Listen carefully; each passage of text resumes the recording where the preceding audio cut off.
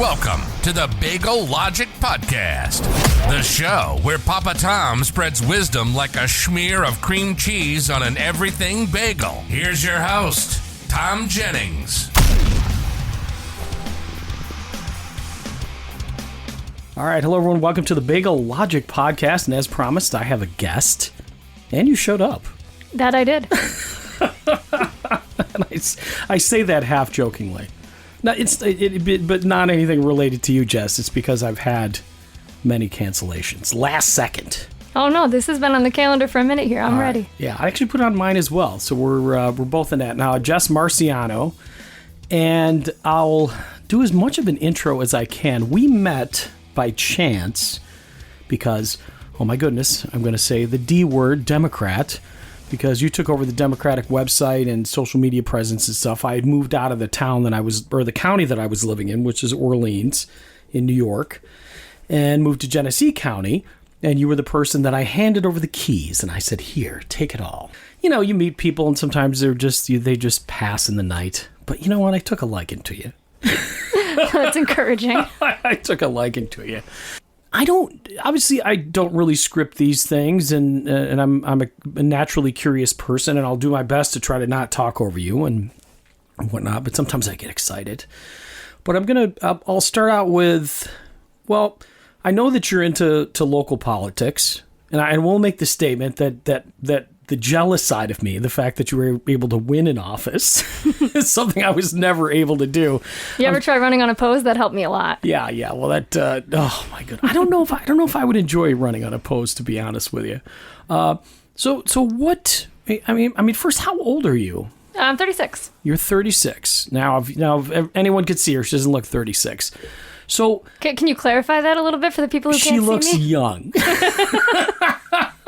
Good catch there. So, what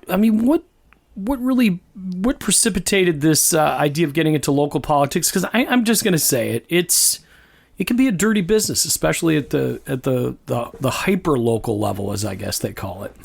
Yeah, I mean that's a pretty good question, because I think when you say local politics, it gives a different impression, I think, than what I actually think I'm doing. So I started off, I attended a meeting that the village held, the village police department held, and I ended up speaking at that meeting. And like the way I've kind of been looking at this whole thing is like, it just gives me a chance to be like a super citizen. Like I get to be like a citizen with enhanced voice rather than like actually trying to run anything. Like the department heads in the village, they all run their own stuff.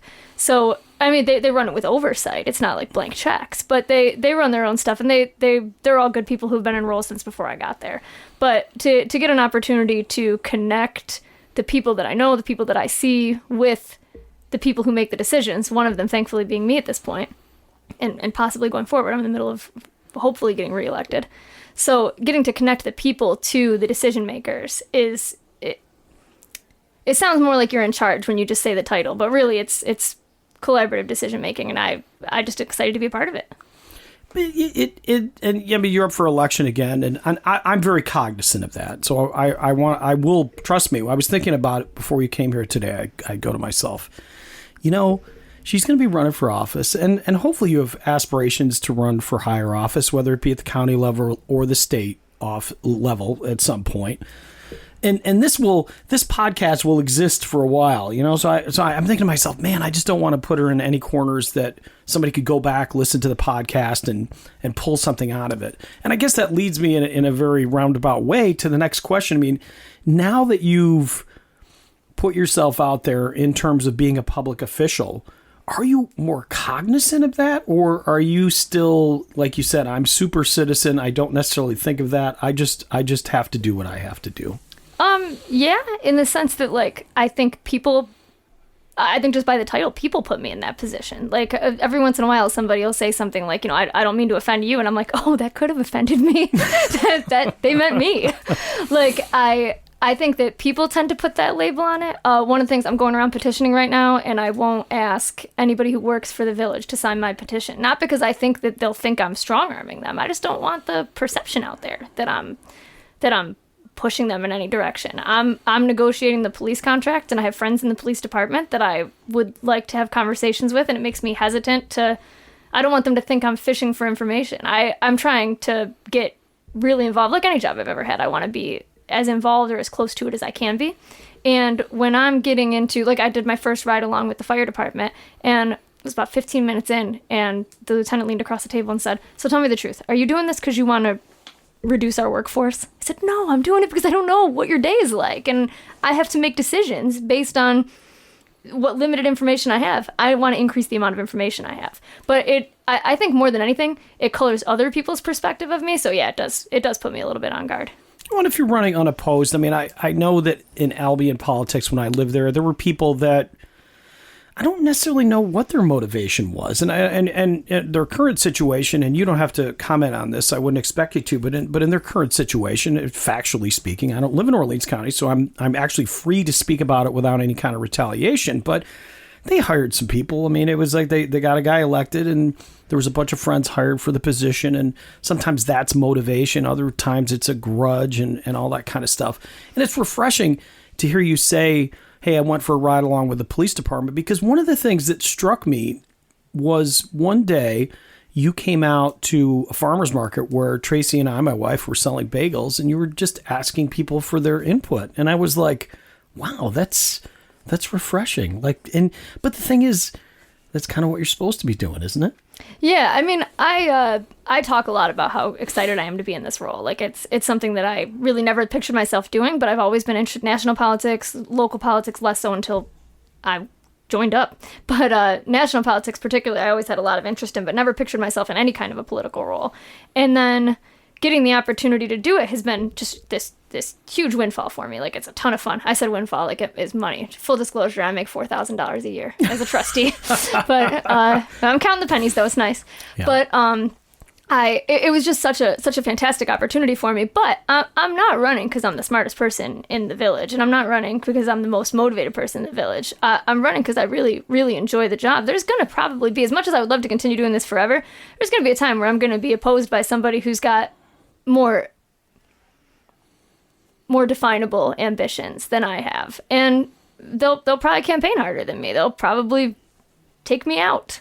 But the way I look at it is, if I can make my big things, like the big things that I'm trying to contribute, is to make the local government more transparent and get the people more connected to it. And if that's what pushes me out of a job, then like I did it, and that's fine.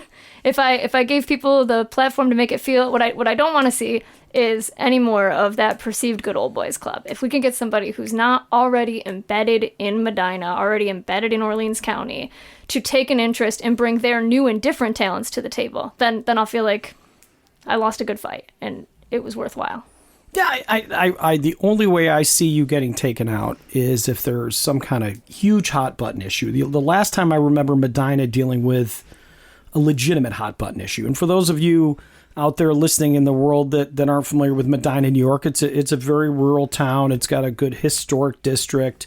They were like, they had big business. Like, I think it was Fisher Price was the big business. They left. It kind of had its downturn, and now it's having this revitalization. They had an issue recently that was a minor controversy involving a snail, which was a metal snail that was at a playground for years. And it really just a sentimentality thing that was behind it, and the government sold it to surplus. But that's a blip. The big thing they dealt with was the dissolution of the village government, because New York State has a lot of layers of government. And again, it really, I think that was the last time that I saw in Medina factions, like really hard factions coming up. Or, and I'm prefacing, please don't edit and misinterpret what I'm about to say. If you guys wanted to eliminate the police department, or if you wanted to eliminate the fire department, or if you wanted to cut those things, I mean, those to me would be things where somebody's coming out of the woodwork and they're going, holy crap. But let's be honest, there's none of that, is there? No, I wouldn't say so. Yeah, I mean, in the village, the dissolving of the village, regardless of what you think, I mean, it was put up for vote. They handled it. Is it going to come up again? Yeah, probably. But you'd be in a weird position anyway, because you're on the village board. You literally have to vote to eliminate your position. I don't want to speak out of turn, but I think that there were people on the board or running for the board that were pro-dissolution. Oh, I'm sure there were. I mean, I'm pro-dissolution. I don't see why we have towns and villages. I figure you get rid of one or the other. I mean, I think that the village government is probably more functional than town governments, but I don't know how that would look because unfortunately the villages overlie the town, so you kind of got to go with one or the other. And the village is a larger entity, right? I mean, you have a bigger budget, you have more responsibility, you tend to deal with bigger decisions. And the village of Medina made some decisions that were crucial in helping the economic revival of the downtown area. Yeah, it's really hard to try. Like, for as rural as Medina is, you know, we're not overpopulated with cows. Like, Medina itself is a tiny village. It's people, and the surrounding areas, those towns are primarily livestock. Yeah. So if you have a lot of farmland and, you know, a lot of your heartbeats are animals rather than people, you tend to require different laws than a village requires. I mean, you hear people all the time complain about how, you know, our state government, our federal government has to paint with a broad brush. One of the things that I really like about small government is you can use those finer brushes. Yeah. And you guys did also have a chicken controversy. I forgot about that. Don't start me. Don't start me, Mr. Jennings. Oh, no. See, now, Mr. Jennings, if it was my wife here, you know, she says, well, my mother always used to call me, Thomas Louis Jennings, the whole thing when I was in trouble. My wife just gives me the death stare. But evidently, Mr. Jennings is like, shut the hell up. We're not going to talk about the chickens. Just a damn shame. It's a pretty funny issue on some level. But again, but that goes back to, like I said, I don't want to put you in a position where you have to comment on something that is controversial enough that somewhere down the line, somebody's going to use it as a dagger because that's what people do in politics. You're right about that. And what's really less fair about that, and our meetings aren't recorded. I've already been heard on the chicken topic, but while our meetings are not recorded, it does take away a little bit, I think, not just for politicians, but people in general, your ability to evolve on an issue or to learn more information and change your mind on something. Chickens notwithstanding. I think when you get more information, you're either the sort of person who's going to be entrenched and plug your ears, or you're the sort of person who's going to learn and grow from it. I like to think I'm a person who's going to learn and grow from it, but you know, if you point to some stuff I said in my younger years, you probably would be surprised. Yeah, it's and just for those listening, I'll touch on the chicken topic without you having to comment on it, and I'll tell you why I think it's an interesting topic. There was a woman who had chickens. She lived in the village. There was a zoning that says, "Hey, you can't have a bunch of chickens." And the reason it on some level it hit me is because I have 5 dogs, which you were greeted by when we came in. And at one point, I had as many as 6 dogs and 3 cats. And when I lived in the village of Albion, this is one of my long stories. I'm so sorry, Jess. No, bring it on. When I lived in the village of Albion, there was an ordinance that said you could only have 3 dogs unless you had a kennel license, right? And my dogs are tiny or whatever. So my wife says, well, if they find out we have all these dogs, they're gonna make us, get rid of some. And I'm like, listen, I said, Ray Lewis, he killed a guy and he played in the NFL the same season. Okay. And Michael Vick was involved in dogfighting and he had to leave the NFL for 3 years and he went to prison. Okay. People love dogs. I can't see a village forcing me to get rid of 2 or 3 of my dogs. Like, to me, it would be a political disaster. Now, maybe I'm wrong. I mean, I don't know. But I think in some level you dealt with that with the chickens as well. It's not just the rule. There's sentimentality behind it. You know what I mean? Like it's always funny because something comes up and it goes, well, here's the rule. Yeah, I know I've been breaking it, but I've been breaking it for a while. Well, it's still the rule. Oh my God, you're just such a jerk for enforcing the rules. But what do you do? Like, again, and so in my case, I wouldn't have been, my defense couldn't have been, oh, I didn't know about the rule and F you, I'm not going to follow it. My play would have been, oh, but look at them. They're little dogs. You want to take little dogs away from me? What kind of evil politician are you to be able to do that? But that's got to be the type of stuff that you deal with on a local level, which, as you said, you like the local portion of it. So while that is a pain, there's got to be something that's kind of cool about that because it does become real. Oh, yeah, absolutely. A couple weeks ago, a resident came forward and said he wanted to know why we have a full stoplight instead of a flashing red light and some stop signs.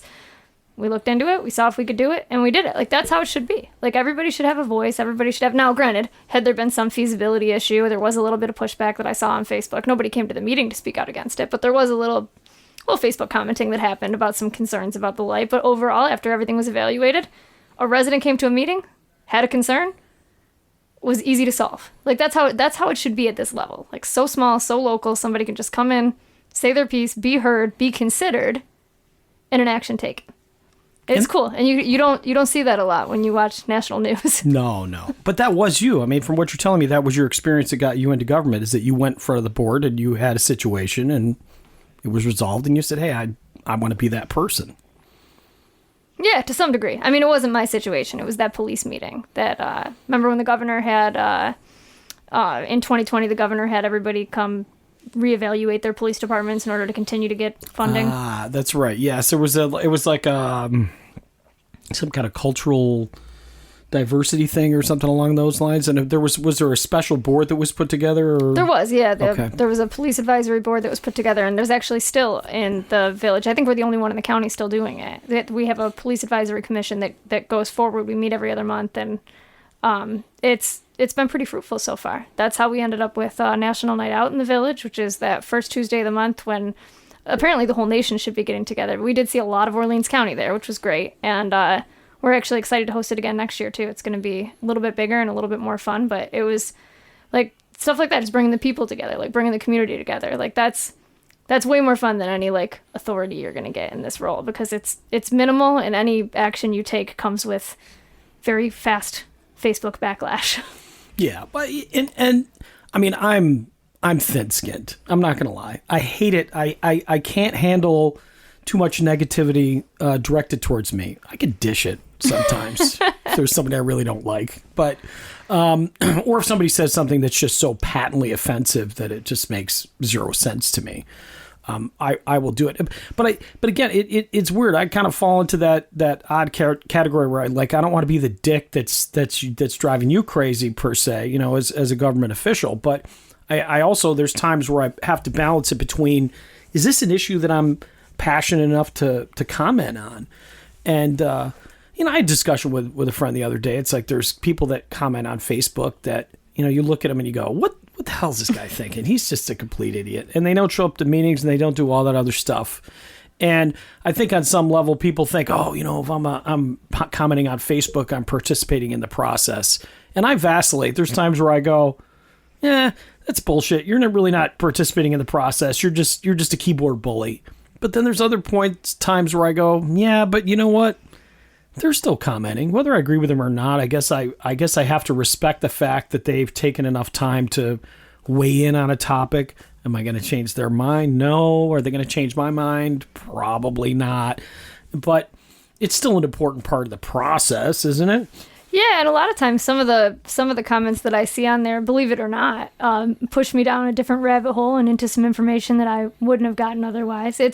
It's pretty easy to tell which ones are not going to be fruitful to follow and which ones are have a little bit more salient information you can dig into. And luckily, I mean, we do have some pretty involved, I would count you among them, even though you're not in the county, but we do have some pretty involved people who may not make it to a meeting. I don't know what everybody's personal situation is. Maybe they got work, maybe they got stuff at home they got to deal with, but they might not make it to a meeting, but they do have some thoughtful points of view on there once in a while. There are some names that I've started to recognize just from Facebook comments, and I know if they have something to say, I can go, hey, this is going to be a relevant piece of information. And there are some names that I just go, how did they find this page? And how do they keep finding these articles? Oh, man. When I wrote for the newspaper, Medina, I did an op-ed column, and I had about 2 or 3 stalkers, and some of them were pretty awful. I mean, some of them were very but the issue then was they were anonymous, but we knew who they were. There was a guy named Mark Taylor, and he went under the moniker Mad Mark, and he just used to write the most vile personal attacks. I mean, it very rarely had anything to do with the issue at hand. And there's another guy, oh my God, I should remember his name, because he's a person I get along with when I see him, but I don't believe politically he's Lindenville guy. Paul, help me out here. I mean, I'm the last person to ask. Oh, God. Well, he's still active, and he's run for legislator, and he's run for local office and stuff like that.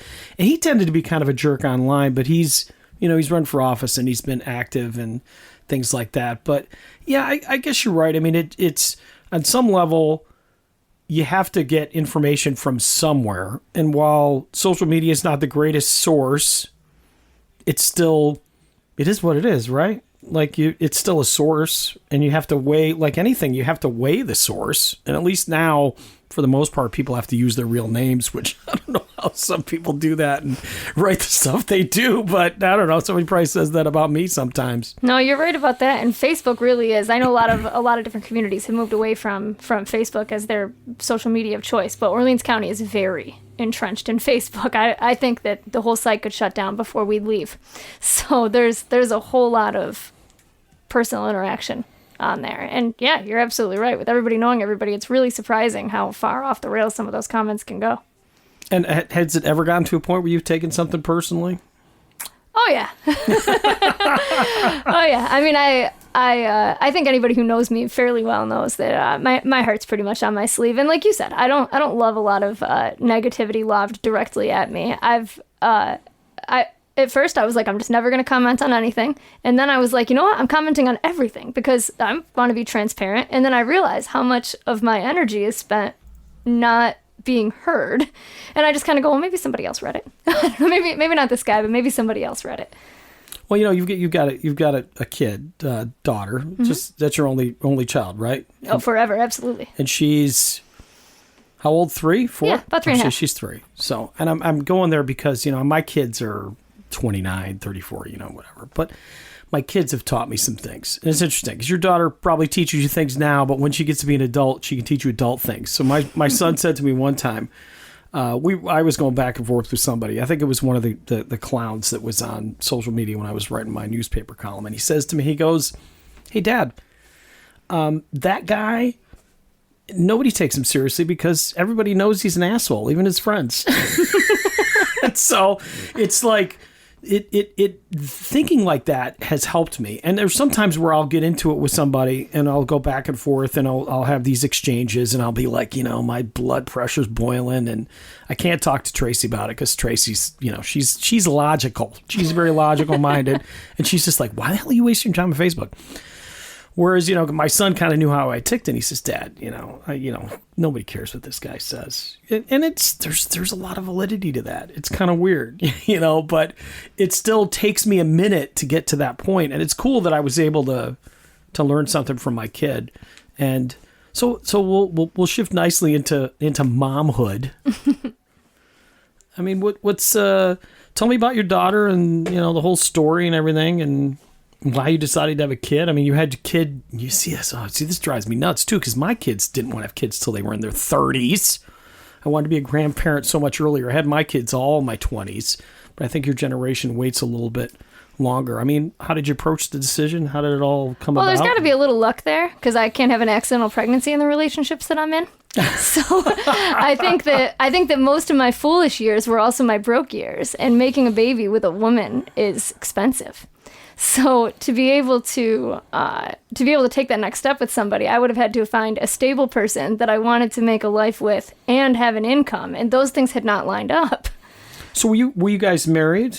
Yep, Rhonda and I got married in 2018. Actually, we had every intention of immediately coming back from our honeymoon and getting pregnant, and it was pretty close because we got married in May and we had the baby the following May. So yeah, May 5th is our wedding anniversary and May 29th is my daughter's birthday. So her and I, when we first met, actually not when we first met, because that's not a fair statement. We first met about 8 years before we started dating. We spent about 7 years and 11 months really hating each other.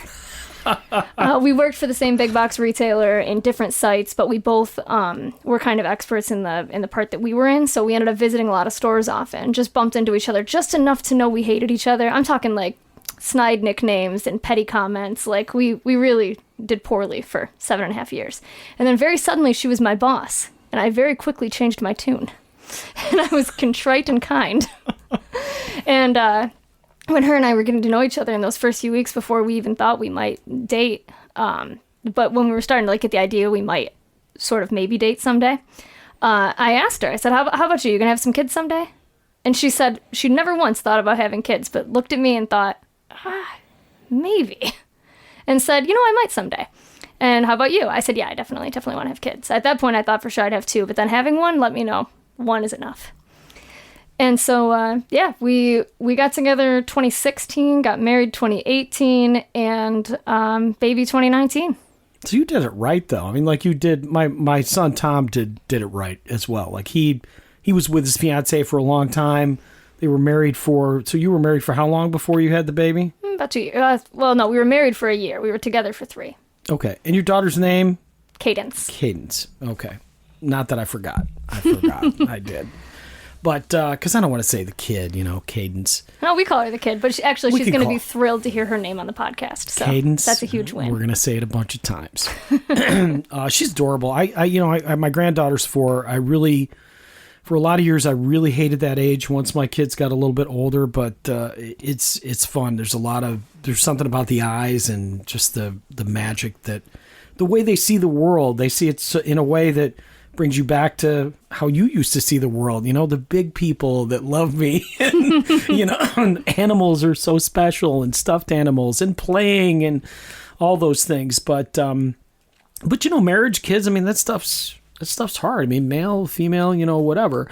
And again, being married to a woman, running for office in Medina, was that ever something that you thought, well, maybe Orleans County is not willing to accept? Because my experience has been Orleans County has a kind of this rural reputation as being a little backwards, but yet they're not always as backwards as I think they are.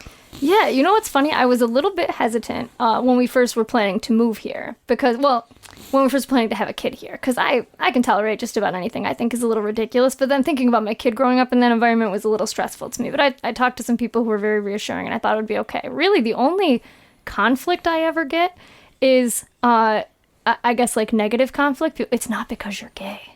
I didn't think that. Oh, goodness. So it's and they don't have a problem with you being married to a woman. Interesting. Hadn't asked. So it's almost like overcautious, more than anything. And then there's some ignorance. I don't want to blow up my friend who I'm sure will listen to this, but a fairly new friend in the county said to me the other day for the second time, I don't care who they date as long as it's not like an animal. I said, I'm going to stop you there. Because that's the second time you've said that. And I don't think you realize that what you're creating is a slight equivalence there. But it's just growing up in a different environment. I mean, I did not grow up in a pro-gay environment. So a lot of my own misconceptions, I had to, kind of weed out over time. So I kind of expect, if I'm your first gay friend, there's going to be a few hiccups.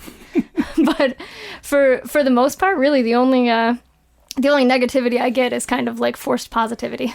Yeah, I was lucky in that I grew up in a very diverse community, but I grew up as Catholic, so and it just seemed like for context, I'm 56 years old. It just didn't seem like back then I felt like gay was something nobody really talked about. Like it wasn't like people didn't hate gay people, they just didn't talk about them. And really, the first time I met, I had a friend. It was actually a girl that I was just madly in love with. I love my wife, trust me, but this is a long time. It was that puppy love. I think I was 14 or 15 years old, and she brought me to her parents' house, and they were both women. And I mean, that was shock. It was a culture shock thing because it's not something I'd ever seen before. But and they were divorced, and so they had like all these custody issues and all that stuff. And it took me maybe 2 or 3 visits there for me to realize that, yeah, they pretty much go through the same shit that any couple does. It's like, it's the same thing, It's not like you have this special weirdness about you. I mean, if you were a single parent, it wouldn't really matter if you were gay or not. You're still a single parent. If you have 2 dads, you have 2 moms. And I work in an atmosphere where, trust me, 2 parents are the most important thing in the world. I mean, if you have 2 parents that love and respect each other, that's important. But I could see, like, again, just speaking from personal experience, when you first deal with it, it's like you almost don't know what the hell to say. It's like you always, I said the dumb thing. I'm like, well, who's the other lady? It's like, well, that's my mom's ex-wife. Well, that's not possible. You're both women. Like, and she was just, we're like, oh, just shut up. But, and again, it wasn't even codified at that point. I mean, at least now it's, yeah, that issue drove me crazy for a long time because people were so against gay marriage, but there was never any real logic behind it. You know what I mean? It was always emotion or religious based, and it's like, I don't know, I just don't get it. But, oh well. Yeah, no, I mean, not much argument from me there, I guess. I do think that, like you said, the mid 2020s are going to be a lot different than the mid 80s were, and hopefully with a little bit more context. Like I didn't see a path for myself to have kids, and it wasn't until I was, in older 20s, like in my later 20s, early 30s, before I could even picture how that would look, because there was no model of that for me. Like the model of that, the model of what a lesbian could grow up to be was like maybe a fun aunt if their family was cool with them. and as a bonus, mine really isn't. So having a chance to be the fun aunt probably wasn't even in the cards for me. So I love kids. I've always loved kids. I think my kid is the coolest thing. Like we could do like 8 episodes just about her. She's a lot of fun. She talks unbelievably incessantly. But I can't imagine where she gets it. Yeah. But no idea. But she's a blast. She's so much fun. It's the best adventure I've ever been on. The one thing that was kind of a bonus is that first couple years that my wife and I were together before we got married, we made stupid money and had nothing to do with it. So we got to like experience like a lot of fun before we had her, and now it's just her turn to be the fun, and it's so cool. So important too. It really is. I mean, if you live with resentment, like you had to give something up, your relationship is going to suffer. That was one of the biggest problems my ex-wife claimed she had, and I think there was some legitimacy to it. But we did what we did in terms of having kids. But I don't know. Now I've only met your wife maybe 2 or 3 times, but I get the feeling that you're in a very similar relationship than I am, in that you're the talkative, outgoing one, and she's the kind of quiet, reserved one, and says, "You go be you. And I'll just stay over here in my corner and be me, and we'll still spend time together and love each other." I mean, that's kind of marriage I have and all that. I mean, you walked in the door today, Tracy's like, "Have fun." Go up in the room, record your podcast. That's Tom, whatever. I'll take care of the dogs. But she lets, what I love about her? She lets me be me, and I'm not, and I'm nothing really like her, except for the important stuff, which is, loving kids, being nice to people, and all that kind of good stuff. Yeah, absolutely. That's a very good read on the situation. Rhonda's like such a chill person. Like, we had a cat, and then my in-laws gave us 2 more cats. And my mother-in-law texted me and said, "Hey, do you want these cats?" And my wife said, "You know why she texted you? Because you would take the cats." And so we took them in, and today I love them. They're fantastic. But that first 2-3 days was a little bit tense, apparently just for me, because my wife said afterwards, "This is exactly what I knew would happen when we took these in." But she does. She lets me do what I think is going to be best. I'm definitely the more emotional out of the 2 of us. She's super laid back. So I spent 3 days stressing out, are the cats getting along? What are they doing now? What are they getting into? Jess, it's fine. It's good. Like she's a very calming force in my life. Yeah, no, my wife's the same way. And I think that's what the only downside to that is. And I'd say downside in, not that it's any kind of deal breaker in the relationship. The only downside is like when my wife's upset, it's not that often, and I almost don't know how to handle it. And I feel like if somebody upsets my wife, if they do something to hurt my wife, I turn into that asshole macho man. Like, "What do you mean you did this to hurt my wife?" But I almost don't know how to deal with it because she processes emotions in such a different way than I do. And I feel like on some level, I hurt a little. And I hurt a lot over little things, but she only on occasion will hurt a lot over something big, and she hurts a little, but over something big. Does that make sense? Oh, that was very jumbled. I'm not going to edit any of it out either. No, because I think it was good. I think it makes sense. Yeah, that's something that I don't think I'm going to put it in words any more eloquently than you just did. But I think that wasn't eloquent. But I think that when Rhonda and I make decisions, primarily she doesn't mind if I'm in the driver's seat. But if she has a difference of opinion than me, she exercises it so infrequently that we'll just defer to her. Because if she feels strongly enough to object over whatever my initial plan is, then she feels strongly enough. And I really need to reevaluate my position. Yeah, that's a great way of putting it too. And it's weird because on some level you have to accept the fact that they're right more than you are, And that seems very... I don't know if I'm going to let that be recorded. Well, I do. I may not be able to agree quite on point because this could be played back for me later. It takes a long time to get there. My wife is definitely right more often than I am, and it's as a male. You deal with all those stereotypes that society places on you. That's not a good thing to admit in certain circles. But again, I think the world has progressed beyond a lot of those kind of macho stereotypes or whatnot. But even taking that out of it, it's like as human beings, we kind of want to be right more often. And so, but it's always important to have, I think that's where like people like you and I who can be over ambitious at times, that really want to change things, really want to get into things, and maybe don't think them out on a logical level because we're emotional, because we're talkative, because we're social, all that stuff. We need those people in our lives to say, yo, Jess, you're being a knucklehead here. Or even judging character. It's funny of you to say, with Rhonda, like you guys didn't get along, because Tracy and I, when we dated, there was no sparks. There was no, like, she was not anything I ever wanted in a woman. Like, she just was not my type. Her personality was all wrong. I mean, everything was all wrong about her, 100%. I mean, she was the last woman in the world that I ever thought I would marry. And I'm so glad I did, which is bizarre. It's got to be funny. You must look back on those times where you guys sort of didn't get along, but you had to see something in there. I don't know. I go back in time and I look and I go, man, did I see anything back in the beginning? And I really didn't. I guess maybe I just watched too many Hallmark movies and I feel like yeah, that didn't happen, Yeah, I think when I look back, I think with her, I had a lot of misconception, a lot of wrong ideas that I drove to the max.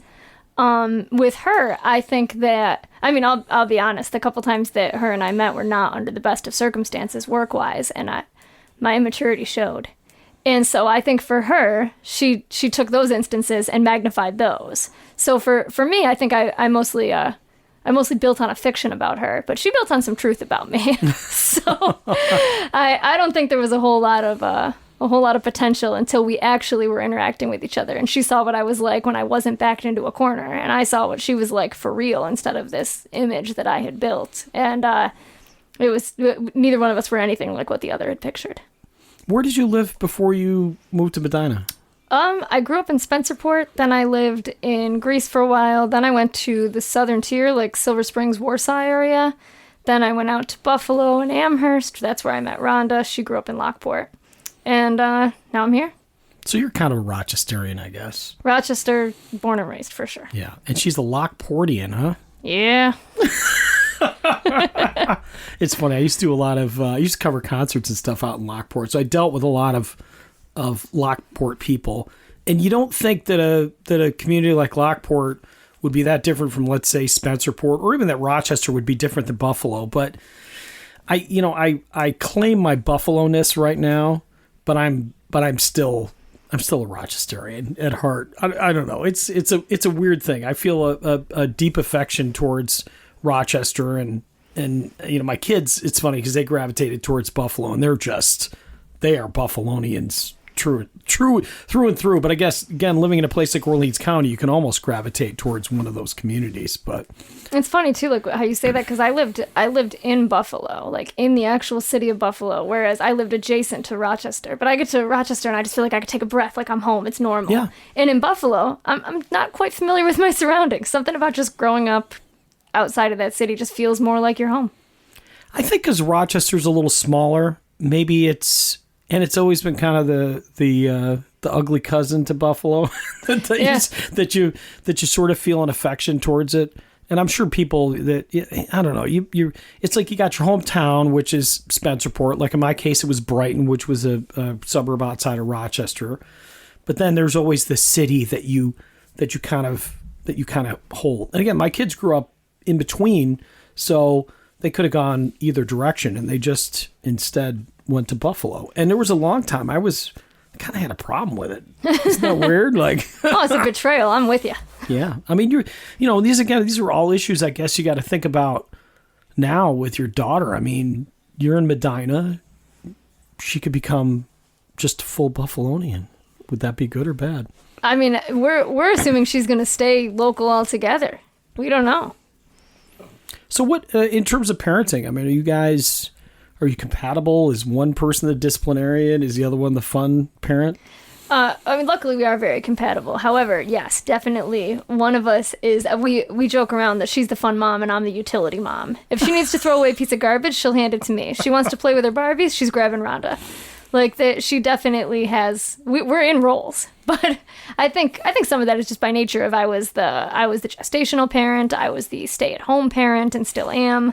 I think that so she does impressions, which is ridiculous for a 3.5-year-old. And I asked her one day, do you have an impression of mommy? And she did this like funny little throat clear that is exactly like Rhonda. And who would have even known she ever observed that? I said, do you have an impression of me? And she looked at me like, what are you talking about? How could I? And then finally, I think it was my wife, somebody made a joke. She said, her whole life is an impression of you. She spends all her minutes with you. She doesn't recognize you're separate people yet. So she looked at me like, what would I even say?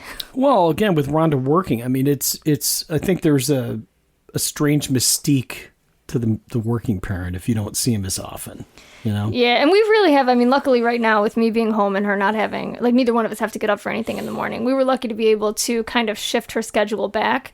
This will get heard in 50 years and somebody will be like, that was terrible for her. But right now it sounds right. So she actually doesn't wake up until between 8 and 9 in the morning, and she goes to bed later at night, so that when Rhonda gets home from work, they get a few hours together. It's not just like dinner and bedtime. Like, it's nice that they actually get to develop a relationship at this age. Well, I'll give you my parenting confession. I don't know if I ever mentioned this on the podcast or not, but you just inspired me. Bring it on. When I was a single dad, I got divorced. I got custody of my 2 kids that I had with my wife, and I never gave them a bedtime. I let them figure it out. And let me tell you, I got more grief over that than you could possibly imagine. But again, part of it was, a lot of years I was working in the restaurant industry. I just had, I was doing part-time jobs, all that stuff. And it was nice to, maybe be able to let the kids stay up late on non-school nights. But I also wanted them to kind of be self-disciplined on some level in terms of their bedtime. And Thom Jr.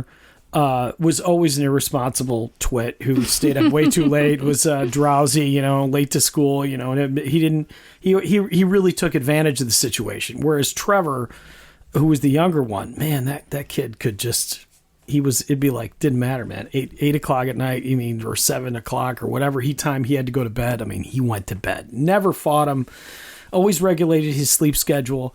But I guess my point is that maybe it was my dad who said this. It might have been a roommate. I don't know. It was either my dad or my roommate. I'm going to attribute it to my dad because I miss my dad. And I think he said the most important thing you could do for a kid is just love them. And all the other stuff you'll kind of figure out. It's so, on so many levels, that is just so true. Because if you think about it, if anything that you do comes from a place of love, okay, so what your daughter's bedtime, it really comes from that place, right? It's not because you're an irresponsible parent or she has to work around your schedule, blah, blah, blah. This is about her being able to spend time with her mom, right? Mm-hmm. It's interesting. But yeah, there are people that will always, I always found like with potty training, when I always said, when I was potty training my kids, I kind of let them figure it out when we got to a point. The only thing I really taught them how to do was pee outside, which you're probably not going to do with your daughter. But no, we're skipping that. But everyone would be like, oh, my kid was potty trained by, 18 months. And it's like, but I'd always run into other parents and be like, oh, don't worry. Sometimes it's 3.5. It's not a big deal. And I always felt like that there was this core group of parents that you could have a conversation with that would tell you the real story. And then there were the other ones that would tell you the societal norm story because they didn't want the world to think that they were somehow a horrible parent, and potty training just encapsulated that. Like, oh, your kid's got to be potty trained by, said time. Whereas I was just like, whatever.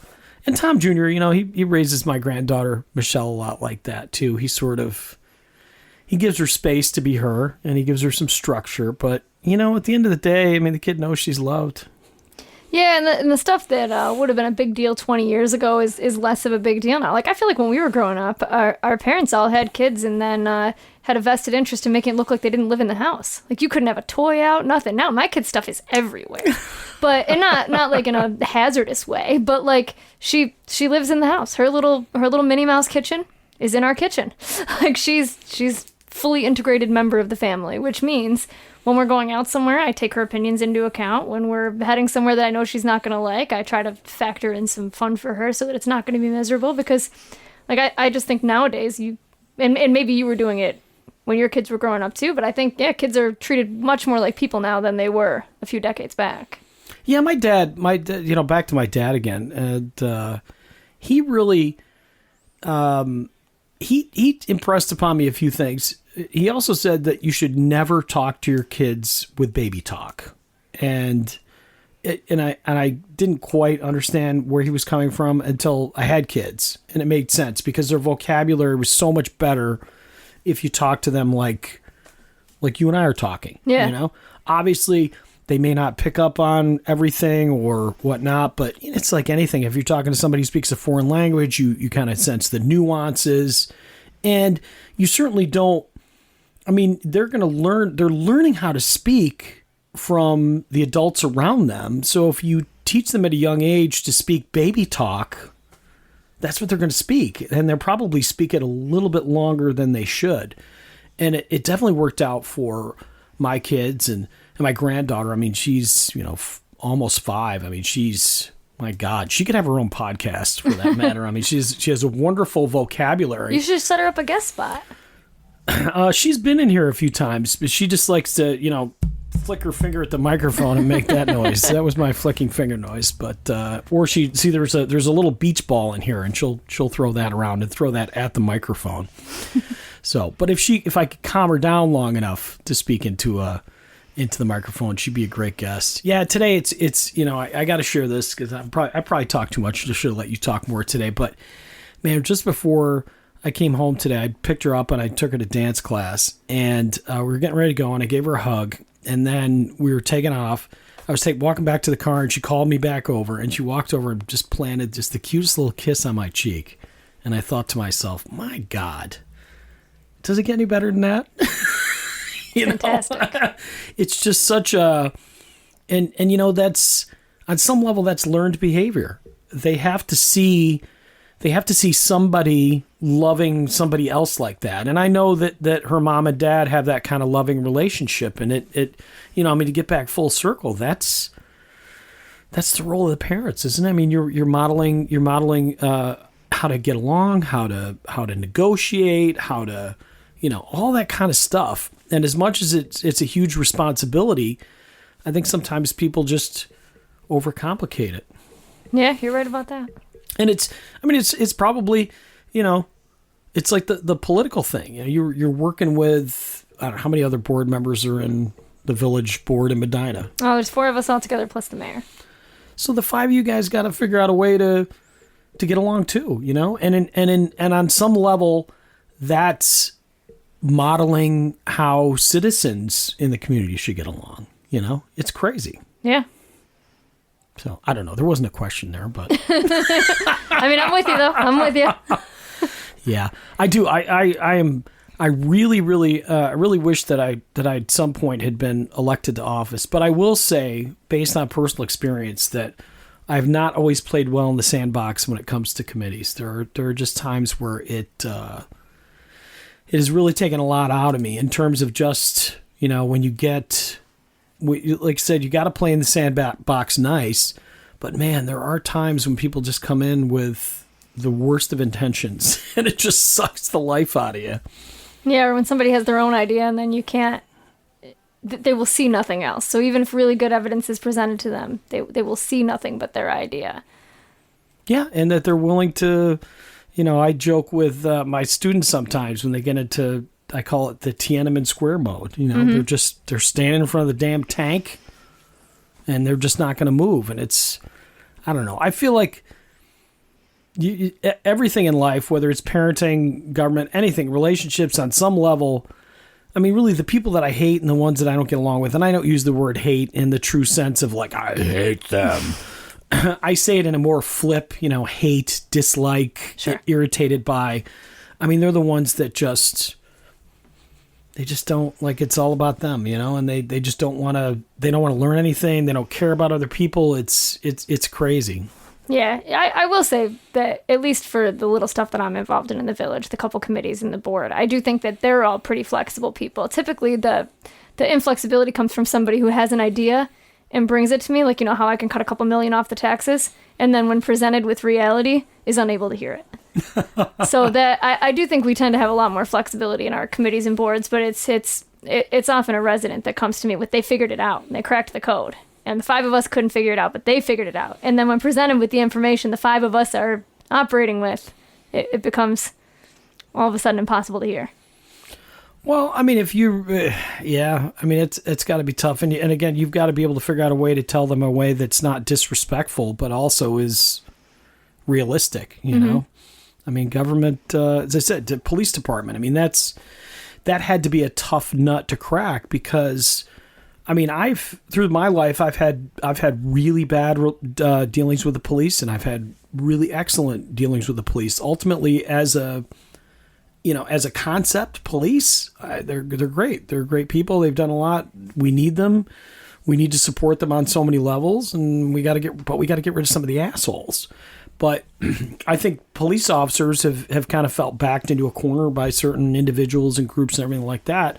So it must have been tough on some level even to be on an advisory board because, I don't know, term advisory board. You want to advise me? Like, you want to come up with a Bagel Logic advisory board? I don't know how I'd feel about it right away. Understandable.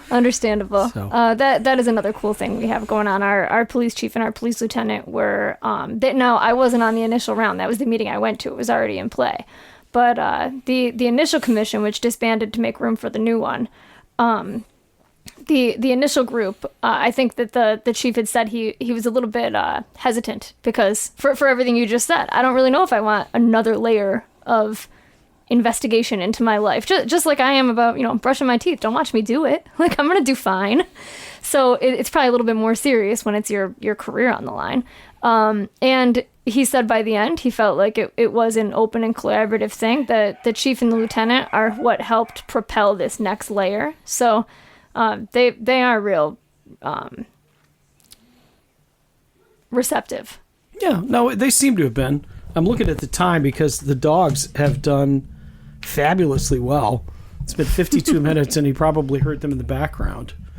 But yeah, we'll get ready to wrap up because I try not to go too past 60 minutes, and this has actually gone by pretty quick for me. Hopefully, it has for you as well. So far, so good. I mean, man, I don't even know where to go with this last question. I feel like we've touched on a billion things. Is there anything, I guess, before you came on as a guest today that you would have thought, oh, I'm sure Tom's going to talk about, and I didn't? Or maybe this is exactly how you thought it would be? I gotta tell you, I came in here with one plan, which I hope I executed, but until we brought this up, I sort of forgot, which is don't talk too fast. That was my one priority. So as far as whatever questions you came, I just wanted to answer them slowly enough to be understood. Yeah, it's actually been a pretty good flow, and it's, I think everyone that I've interviewed, I've been very lucky in terms of how it's become rather conversational, and I always learn something. I really do, or I think about something that I didn't necessarily think about. Even something as little as that kiss on the cheek, for my granddaughter today, which it meant a lot to me. But just to be able to revisit that, or even talk about my dad, and it's been nice learning about you a little bit more in terms of your relationship and parenting and all that kind of stuff. I mean, I like that stuff. I think the best thing I ever did in life was raise my boys, and that's my number one achievement. I still go to Bills games with them. We're still very close, and I just love that relationship. And it irritates me so much to see so many kids out there that just, they don't have that. You know what I mean? It's tough. Oh, absolutely. And then the closer you are to the kid, or at least in my instance, the closer I am to the kid, the more I want to like direct that parent's actions, and it's a futile fight. Yeah, it's like the cat lady, you know. She adopts all those cats because she loves cats and she wants to love them all. But the reality is you can only love a certain amount of cats in a way that's going to be beneficial to them, you know. Yeah. And on some level, it's like that with kids, and there used to be a time where people said, oh, you know, one kid, you know, they're gonna turn out all screwed up. I mean, and if you had another child for some reason, maybe something changed, you figure out a way to love that one, you know? Yeah, but I'm good. No, I think we've been really intentional about getting her in groups of children that she can love. She's not in daycare or anything like that, but we get her with some like-minded families and get her with some kids that she can get a lot of interaction with. Her best friend James is coming over on Friday, and she's counting down the minutes because she usually sees him once a week, and we missed last week, so she's counting down the minutes until she can be reunited again. He's about her age, and they're besties. They're besties. Well, hopefully, next generation they're going to do what we didn't do well, which I don't know. I'm older than you. Time will tell. I'm a different generation. Yeah, thanks a ton. I really appreciate this. This was a wonderful experience. Probably a little more serious than some of the Bagel Logic episodes, but I'm okay with that. And again, I know you're running for office again, and I hope from a lot of our sake that you continue to pursue a career in politics. I really do. I hope you go to levels of government that make sense for you. And if it's only the village, hey, it's only the village. If you can't make it, you know what I mean? I would think about like Steve Hawley, who I've known for a long time, and I disagree with pretty much everything he stands for politically. But I like him as an individual. But the reality is he can only do so much because, you know, but he obviously could do something. But I don't, you know what I mean? But to me, I feel like you would not want to be somebody who could just get into an office and not be able to do anything. So whatever it is, and if you become president, that'd be even cooler because then I could say, I interviewed the president of the United States. Yeah, wow. Save this just in case, but don't count on it. No, I get, but again, it just really, I mean, in all sincerity, I feel like if you know, what's better, being an ineffective president of the United States or a highly effective, we'll just say mayor. I mean, I'm not saying you have aspirations to be mayor, but if you could be a highly effective mayor, wouldn't that be better than being a completely ineffective president? Oh, absolutely. Yeah. Absolutely. I mean, I feel the same way. You know, I mean, it would be, don't get me wrong, it'd be cool as shit to be president of the United States. At least for a little while. Yeah, long enough to take the pictures. Yeah. Then all the stuff would come on you, you know. Like, I don't know what they call me. If it's Sleepy Joe, you know, I don't know what they call to me. God, you know, Santa Tom, I don't know, something. Santa Tom. Something, but yeah. All right. Well, anyhow, everybody else out there, thanks for listening. I appreciate it. This is a Bagel Logic podcast. As long as you keep listening, I'll keep making them. And by all means, if you have any feedback or anything like that, please feel free to send it to me. I do take it all to heart, except for the criticism. That just makes me angry. No, I'm just kidding. You can criticize me as well. But until next time, this is Tom Jennings, your host, signing off the Bagel Logic. We'll see you next time.